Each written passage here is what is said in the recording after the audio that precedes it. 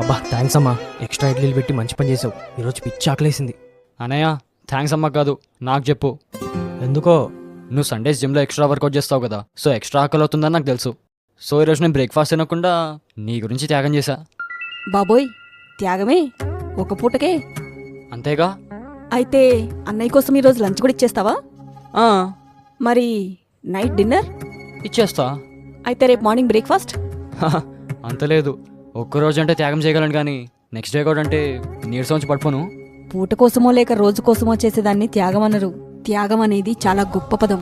1-2 కాదు, ఏకంగా 58 రోజులు మెతుకు కూడా ముట్టకుండా నిరంతరంగా నిరాహార దీక్ష చేస్తే దాన్ని త్యాగం అంటారు.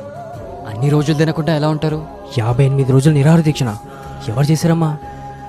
వారే ద గ్రేట్ అమరజీవి పొట్టి శ్రీరాములు గారు.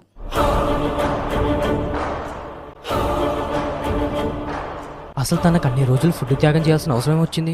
అవసరం తన కోసమో లేదా తన కుటుంబం కోసమో కాదు, మరి మన కోసం, మన తెలుగు ప్రజల కోసం.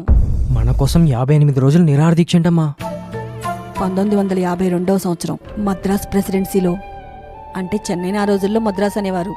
అప్పట్లో తెలుగు వాళ్లకు జరుగుతున్న అన్యాయాన్ని ఎదిరించి ప్రత్యేక ఆంధ్ర రాష్ట్రం సాధించడం కోసం 58 రోజుల పాటు ఒక్క అన్నం మెతుకు, నీటి చుక్క కూడా ముట్టకుండా ఆయన చేసిన కఠోర దీక్ష ఢిల్లీ పీఠాన్నే కదిలించింది. పొట్టి శ్రీరాములు గారి ఆకలి మంటతోనే భారతదేశంలో భాషా ప్రయుక్త రాష్ట్రాల గురించి చర్చలు మొదలయ్యాయి. చివరికి ఆయన ప్రాణత్యాగం కారణంగానే తొలి తెలుగు రాష్ట్రంగా ఆంధ్రప్రదేశ్ అవతరించింది. బట్ నువ్వు చెప్తే గానీ పొట్టి శ్రీరాములు గారి గురించి తెలుసుకోలేకపోయాం. మరంత గొప్ప వ్యక్తికి గుర్తింపు లేకపోవడం ఏంటమ్మా?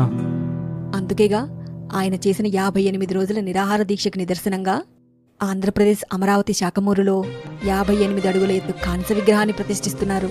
You mean 58 feet? అవును, అక్షరాల 58 అడుగులు. మరి ఖర్చంతా ఎలా అమ్మా? తెలుగు రాష్ట్రాలే కాదు, ప్రపంచవ్యాప్తంగా స్థిరపడిన పొట్టి శ్రీరాములు గారి వీరాభిమానులందరూ కలిసి ఈ ట్రస్ట్కి మద్దతునిస్తున్నారు. ఈ ప్రాజెక్ట్ని ఆంధ్రప్రదేశ్ ప్రభుత్వం మరియు అమరజీవి పొట్టి శ్రీరాములు మెమోరియల్ ట్రస్ట్ కలిసి ముందుకు తీసుకెళ్తున్నారు. విగ్రహావిష్కరణ ఎప్పుడమ్మా? మార్చి 16 సోమవారం ఉదయం 10 గంటలకి. ఇంత గొప్ప త్యాగమూర్తి స్మారక స్థలానికో మంచి పేరు పెడితే బాగుండేదమ్మా. ఆల్రెడీ పెట్టేశారుగా. ఏం పేరమ్మా? Statue of sacrifice.